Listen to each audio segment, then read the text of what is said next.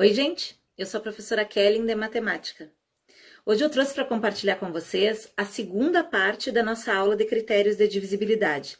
Saber se um número é ou não divisível pelo outro sem precisar fazer a conta de divisão.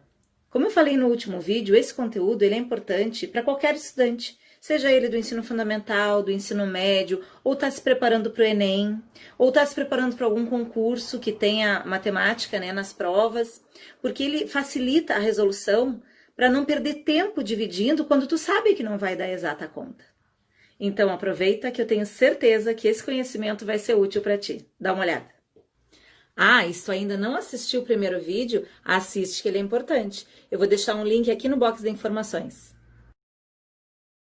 Ok, nessa continuação, a gente vai ver divisibilidade por 6.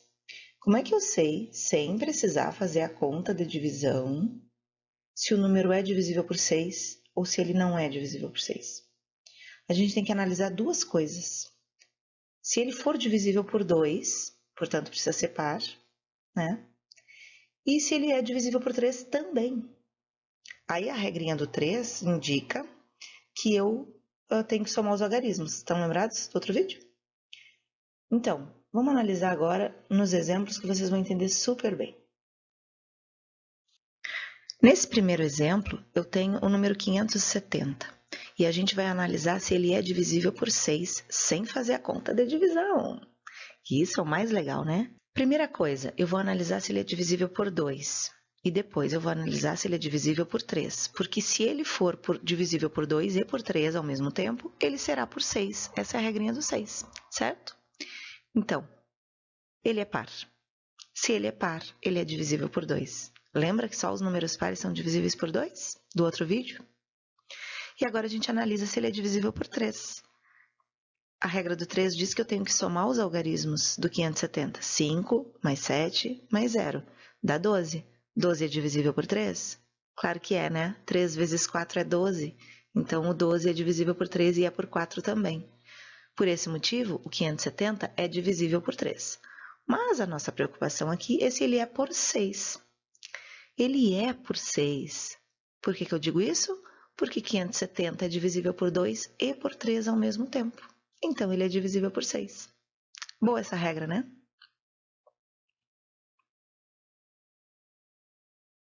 Agora um segundo exemplo. 1874. Será que ele é divisível por 6? Vamos analisar de novo. Se ele for divisível por 2 e por 3 ao mesmo tempo, vai ser por 6. Bom, a gente já viu que ele é par, né? Termina em 4. Se ele é par, ele é divisível por 2. Agora vamos analisar se ele é divisível pelo 3. Vamos somar os algarismos do 1874. A soma dá 1 mais 8 mais 7 mais 4 dá 20. 20 não é divisível por 3. Se a gente fizer 3 vezes 6, dá 18. 3 vezes 7 dá 21. Então, passou. Por isso, 20 não é divisível por 3. Por isso, 1874 também não é divisível por 3. Ora, ele não vai ser por 6. Por que motivo? Ele é divisível somente por 2. Se ele fosse divisível por 2 e por 3, ele seria divisível por 6. Mas como ele é divisível somente por 2 e não por 3, ele também não é por 6. Uma pena, né? Agora a gente vai ver a divisibilidade por 8. A divisibilidade por 8, ela não é tão simpática assim como a divisibilidade por 2, por 3, por 5. A do 2 e a do 5 são as melhores, né? A do 6 também é boazinha. Mas essa divisibilidade, ela é parecida com a do 4. Lembra do 4? Do outro vídeo? Vamos ver essa por 8, então. Um número vai ser divisível por 8 quando ele terminar em 0, 0, 0, ou os três últimos algarismos formarem um número divisível por 8. Vamos ver nos exemplos que vai ficar bem claro o negócio. O primeiro exemplo, eu trouxe o 3.000 e a gente vai analisar se 3.000 é divisível por 8. A regrinha diz que eu tenho que ver os três últimos algarismos. Sendo 0, 0, 0, ele é divisível por 8.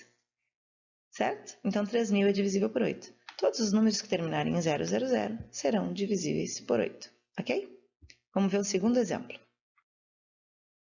Nesse segundo exemplo, eu trouxe 1112. Será que ele é divisível por 8?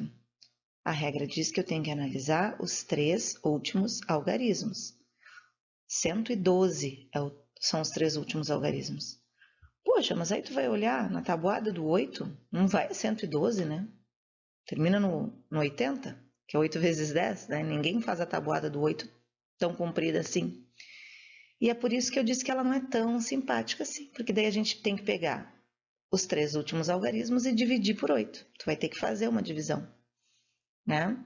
E aí a gente vai pegar o 11 para dividir por 8, que vai ter que ser 1, porque 2 vezes 8 é 16, passa de 11. 1 vezes 8 dá 8, né? Tu vai diminuir, sobra 3, baixa o 2, 32 dividido por 8 dá 4, 4 vezes 8 dá 32, que sobra 0. Então, se a conta deu exata, é porque esse número é divisível por 8. Não só o 112, mas o 1112 é divisível por 8.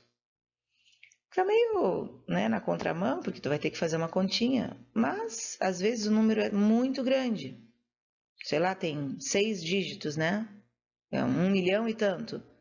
É mais fácil tu dividir os 3 últimos algarismos por 8 do que dividir o número todo, né? Mas aí vai do gosto, se tu quiser utilizar essa regra ou não, porque essas regrinhas são só para diminuir o nosso trabalho, né, em relação aos problemas de matemática, etc. Certo? Vamos ver mais um pouquinho. Agora o nosso assunto é divisibilidade por 9. Muito bem. A divisibilidade por 9 também é bem facinha. Ela é muito parecida com a do 3. A gente tem que somar os algarismos para ver se a soma dá um número divisível por 9. Olha só o primeiro exemplo. 5.670. Será que ele é divisível por 9? Eu vou aplicar a regrinha do 9, que é parecida com a do 3. Eu vou somar os algarismos. 5 mais 6 mais 7 mais 0. E isso dá 18. 18 é divisível por 9? Sim, 2 vezes 9 é 18, né? Então, 5.670 é divisível por 9, porque a soma dos seus algarismos dá 18, que é divisível por 9. Certo? Vamos ver outro exemplo. Vamos ver o segundo exemplo, então? 979. Será que ele é divisível por 9? Aí a gente olha, tem 2 algarismos 9. Tem que ser, né? Só que não é bem assim, não vamos se animar de véspera. Vamos aplicar a regrinha.